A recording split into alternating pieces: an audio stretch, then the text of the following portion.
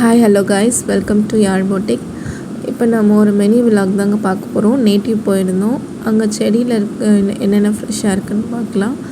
இது கத்திரிக்காய் செடி பார்த்தீங்களா, எவ்வளோ கத்திரிக்காய் இருக்குது.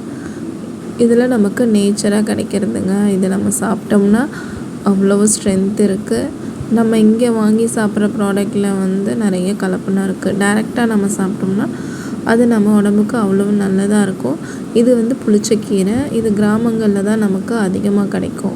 இங்கே நம்ம சிட்டியில் கிடைக்கிறத விட கிராமங்களில் போய் பார்த்திங்கன்னா புளிச்சக்கீரை நிறைய அங்கங்கே வளர்ந்துருக்கும்.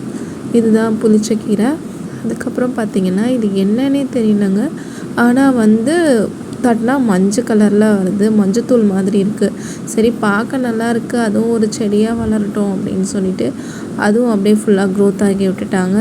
இது பார்த்திங்கன்னா வாழைக்கன்று, சின்ன மரம் தாங்க. அந்த மரத்தில் ஒரு குட்டி பூ பூத்துருக்கு, அதில் ஒரு காய் வரப்போகுது. அதே மாதிரி குட்டி குட்டி மரங்கள் நிறைய இருக்குது.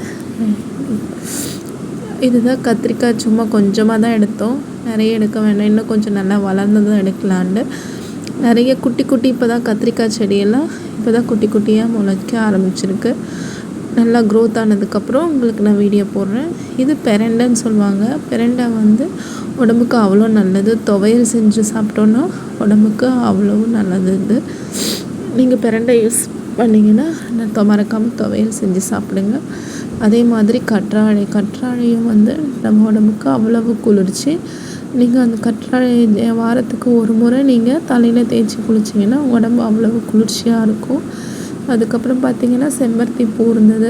செம்பருத்தி பூலேயே இந்த கலர் கிராமங்களில் நிறைய இருந்தது, அழகாகவும் இருந்துச்சு. நார்மலாக ரெட் கலர் தான் இருக்கும், இந்த கலர் நிறைய இருந்தது. இப்போ பார்க்குறது பச்சை மிளகா செடி. சின்னதாக தான் இருக்குது, ஆனால் நிறைய பச்சை மிளகா க்ரோத் ஆகிருக்கு. பார்த்திங்கன்னா உங்களுக்கே தெரியும், அடியில் ஃபுல்லாமே பச்சை மிளகா தான் இருக்குது. இப்போ தான் குட்டி குட்டியாக இருக்குது. நல்லா வளர்ந்ததுக்கப்புறமா நான் வீடியோ அப்லோட் பண்ணுறேன். பார்த்திங்களா எவ்வளோ பச்சை மிளகா இருக்குன்னு. அப்படியே நம்ம பச்சை மிளகாவுக்கு ஃப்ரெஷ்ஷாக செஞ்சு சாப்பிட்டா அவ்வளோ நல்லதுங்க. அப்படியே பக்கத்தில் பார்த்திங்கன்னா மல்லிச்செடி. இப்போ தான் ஒரு பூ பூத்துருக்கு, இப்போ தான் வச்சுருக்காங்க. இன்னும் கொஞ்ச நாளில் நிறைய பூ